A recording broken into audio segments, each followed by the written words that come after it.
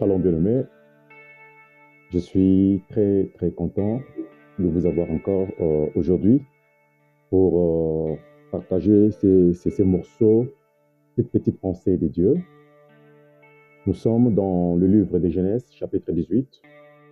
Nous allons commencer dans le verset 9 et finir sur le verset 15. C'est là où le Seigneur a une petite portion, une petite pensée, un message pour toi. Alors, si je peux intituler ce message, je dirais à Dieu, tout est possible. À Dieu, tout est possible. Quand on parle de tout, tout c'est l'adjectif indéfini qui englobe tout. Donc, tout est dans tout. Rien n'est impossible à Dieu. Tout est possible à Dieu.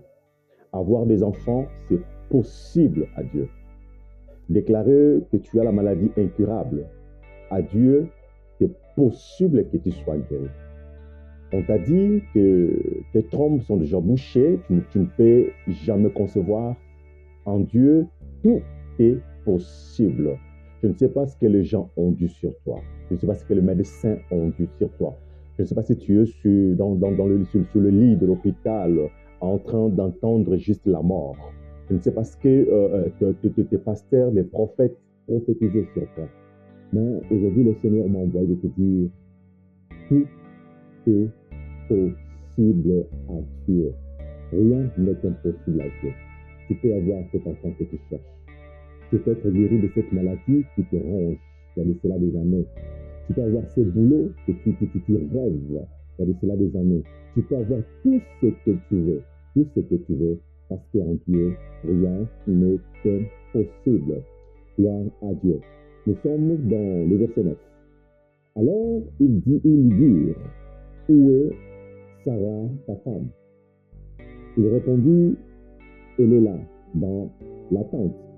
L'un d'entre eux dit, je reviendrai vers toi à cette même époque. Et voici Sarah, ta femme, aura un fils. J'aime ça. Voici Sarah, ta femme, aura un fils. Un fils qu'elle a toujours rêvé avoir. Un fils qui faisait sa joie. Malheureusement, l'âge avancé et qu'elle n'avait toujours pas ses fils. Mais Dieu donne la promesse. Qu'est-ce que Dieu dit? Ah bien, je reviendrai à cette même époque. Et voici Sarah, ta femme, aura un fils. Sarah écoutait à l'entrée de la tente qui était derrière lui. Abraham et Sarah étaient vieux. Voilà. Sarah et Abraham étaient vieux, avancés en âge. C'est-à-dire impossible que Sarah puisse concevoir. Impossible que Abraham donne à Sarah un fils. Ta stérilité est avancée. Ta maladie est avancée. Ta pauvreté est avancée. La souffrance de circonstances mauvaises que tu es en train de traverser est avancée en âge. Non, en Dieu, rien n'est impossible. Si tu crois, dis seulement Amen. Continuons notre lecture. L'Éternel dit à Abraham, pourquoi donc Sarah a-t-elle ri en disant, est-ce que vraiment j'aurai un enfant, moi qui suis vieille? Qu'est-ce que tu dis peut-être? Est-ce que j'aurai encore un enfant? Est-ce que je serai encore guéri? Est-ce que j'aurai encore ce mariage? J'aurai encore cet enfant? Est-ce que j'aurai encore ce boulot? Est-ce que j'aurai encore cette santé? C'est la même question que Sarah s'est posée. Est-ce que j'aurai encore? Mon mari est vieux. Moi là, j'aurai encore tous ces désirs. Continuons notre lecture. Il n'y a rien qui soit étonnant de la part de l'Éternel. Au temps fixé, je reviendrai vers toi. À cette même époque, et Sarah aura un fils. Sarah mentit en disant, je ne parie car elle a eu peur. Mais il dit, au contraire, qui arrive. Gloire à Jésus. C'est un message très important pour toi.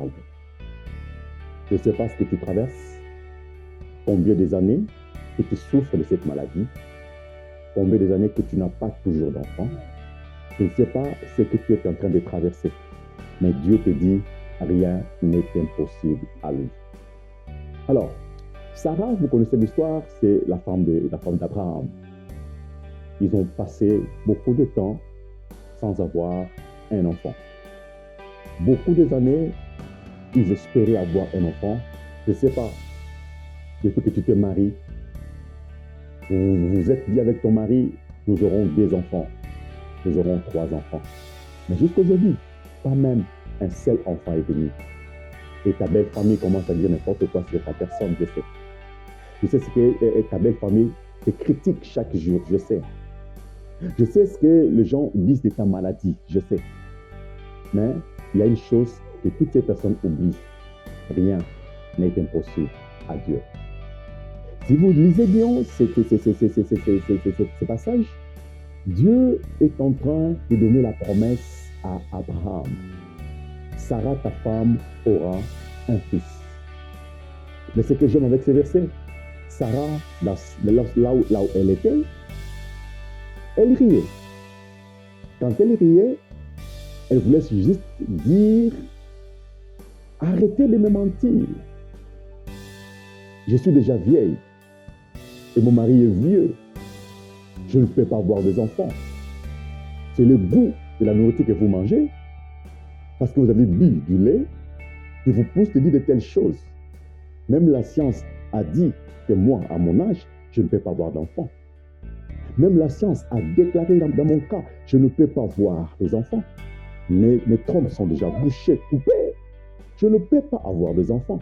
Même la médecine a déclaré que moi, je ne peux pas être guéri de cette maladie. Arrêtez de dire toutes ces choses ici. En réalité, Sarah a douté de la parole de Dieu. Alléluia. Sarah a douté de la parole de Dieu.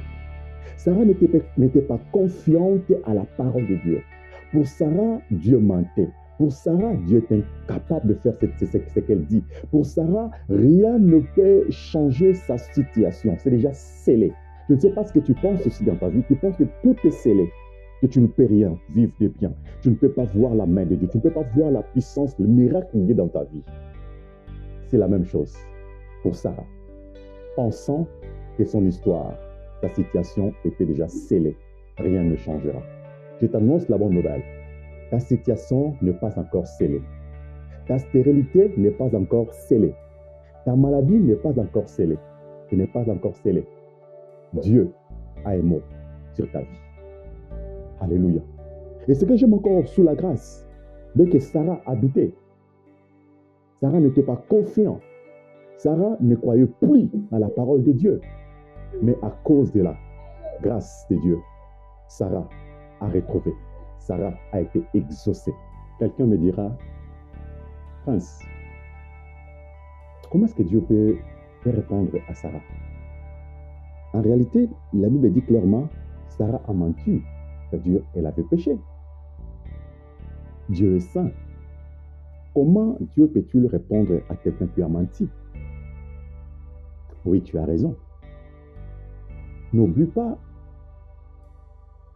Dieu est un Dieu de grâce.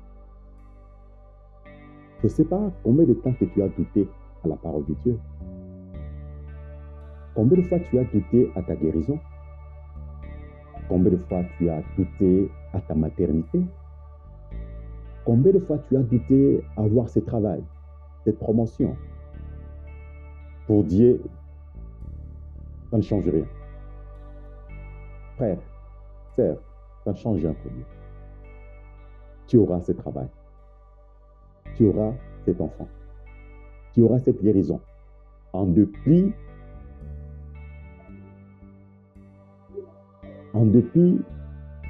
de tes doutes, en dépit de la manque de confiance à la parole de Dieu, tu auras cet enfant.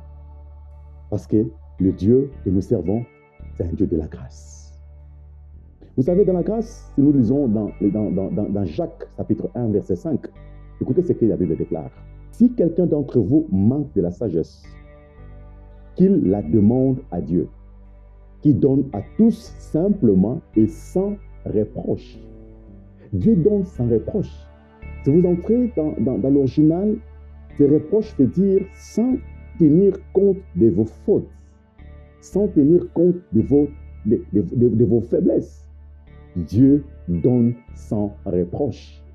Comme preuve, Sarah haït son enfant. Sarah haït son enfant. Pourquoi Sarah haït son enfant? Parce que Dieu a donné à Sarah sans reproche. Je t'annonce la bonne nouvelle. Dieu te donnera cet enfant sans reproche. Tu auras ce travail sans reproche. Tu auras la santé sans reproche. Tout ce que tu cherches, Dieu te donnera sans reproche. La seule condition, juste être en Jésus. Donner ta vie à Jésus. Et tu verras la main du Seigneur.